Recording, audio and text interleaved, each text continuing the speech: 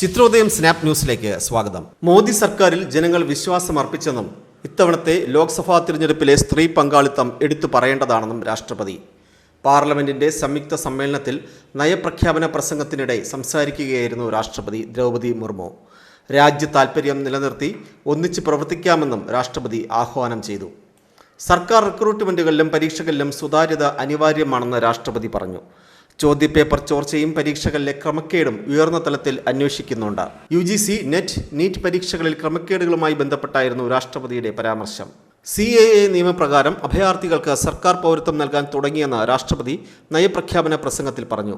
July 1 മുതൽ ഭാരതീയ ന്യായ് സംഹിത രാജ്യത്ത് പ്രാബല്യത്തിൽ വരുമെന്നും അവർ വ്യക്തമാക്കി. ലോകത്തിലെ ഏറ്റവും വേഗത്തിൽ വളരുന്ന സാമ്പത്തിക ശക്തിയായി ഇന്ത്യ മാറിയിരിക്കുന്നു. 2014-ൽ 11ാം സ്ഥാനത്തായിരുന്ന ഇന്ത്യ ലോകത്തിലെ ഏറ്റവും വലിയ സമ്പദ് വ്യവസ്ഥയായി 5ാം സ്ഥാനത്തെത്തി. ഇപ്പോൾ ലോകത്തിലെ 3ാമത്തെ വലിയ സമ്പദ് വ്യവസ്ഥയായി മാറുന്നതിലാണ് ഇന്ത്യ ശ്രദ്ധ കേന്ദ്രീകരിക്കുന്നതെന്നും രാഷ്ട്രപതി അറിയിച്ചു. നിർമ്മാണം, സേവനം, കൃഷി എന്നീ 3 മേഖലകൾക്കും സർക്കാർ തുല്യ പരിഗണനയാണ് നൽകുന്നത്.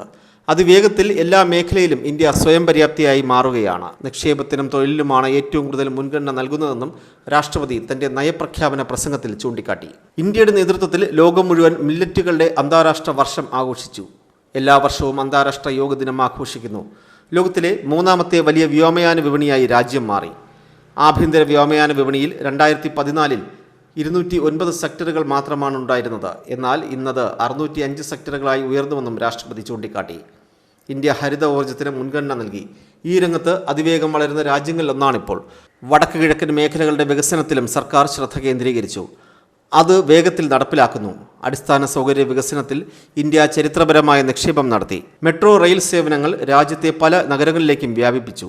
ഗ്രാമീണ റോഡ് പദ്ധതിയിലൂടെ 3.8 ലക്ഷം കിലോമീറ്റർ റോഡുകൾ നിർമ്മിച്ചു.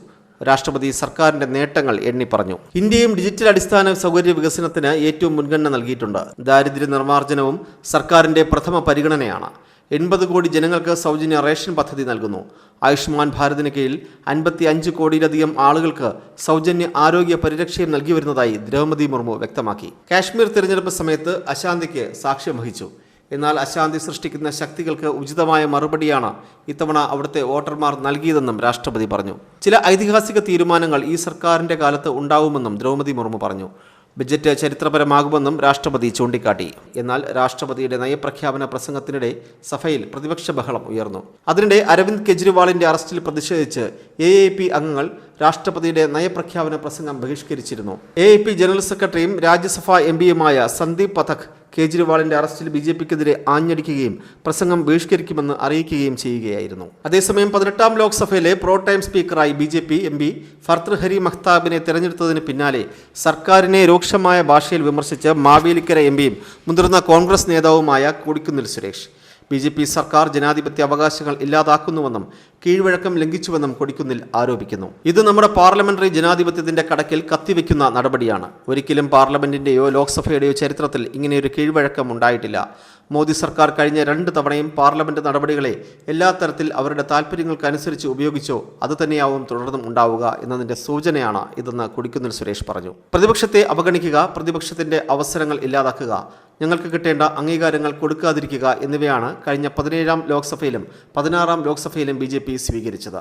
അന്നവർക്ക് പാർലമെന്റിൽ മൃഗീയ ഭൂരിപക്ഷമുണ്ടായിരുന്നു. ഇന്ന് സഖ്യകക്ഷികളുടെ സഹായത്തോടെയാണ് അവർ ഭരിക്കുന്നത്. ഈ സമയത്തെങ്കിലും പാർലമെന്റിന്റെ ഉന്നത മൂല്യങ്ങൾ കാത്തുസൂക്ഷിക്കേണ്ട BJPയും കേന്ദ്ര സർക്കാരും വീണ്ടും പ്രതിപക്ഷത്തിന്റെ അവകാശങ്ങൾ ഇല്ലാതാക്കുകയാണെന്ന് കൊടിക്കുന്നിൽ സുരേഷ് ചൂണ്ടിക്കാട്ടി. ഇത്തവണ താനും BJP MP വീരേന്ദ്രകുമാറുമായിരുന്നു സഭയിലെ മുതിർന്ന അംഗങ്ങളെന്നും എന്നാൽ വീരേന്ദ്രകുമാർ കേന്ദ്രമന്ത്രിയായതിനാൽ തനിക്കായിരുന്നു അവസരം കിട്ടേണ്ടതെന്നും കൊടിക്കുന്നിൽ സുരേഷ് പറയുന്നു. കഴിഞ്ഞ തവണ മനേകാ ഗാന്ധിക്കായിരുന്നു അവസരമെങ്കിലും അവർ അതിൽ താൽപ്പര്യം കാട്ടാതിരുന്നപ്പോൾ പിന്നെ തനിക്കും വീരേന്ദ്രകുമാറിനും ഒരുപോലെ സാധ്യത ഉണ്ടായെങ്കിലും തഴഞ്ഞെന്നും കൊടിക്കുന്നിൽ സുരേഷ് പറഞ്ഞു. അതേസമയം ഒഡീഷയിലെ കട്ടക്കിൽ നിന്നുള്ള BJP MP ഭർതൃഹരി മഹ്താബിനെയാണ് 18ാം ലോക്സഭയിലെ പ്രോടൈം സ്പീക്കറായി രാഷ്ട്രപതി ദ്രൗപദി മുർമു കഴിഞ്ഞ ദിവസം നിയമിച്ചത്. 7 തവണ MPയായ മഹ്താബിനെക്കാളും കൂടുതൽ കാലം MPയായത് കൊടിക്കുന്നിൽ സുരേഷ് ആയിരുന്നു. 8ാം തവണയാണ് കോൺഗ്രസ് നേതാവ് പാർലമെന്റിൽ എത്തുന്നത്. ഇതാണ് പ്രതിഷേധത്തിന് ഇടയാക്കിയത്. സാധാരണഗതിയിൽ സഭയിൽ ഏറ്റവും കൂടുതൽ കാലം സേവനമനുഷ്ഠിച്ച ആളെയാണ് പ്രോടൈം സ്പീക്കറായി നിയമിക്കുക.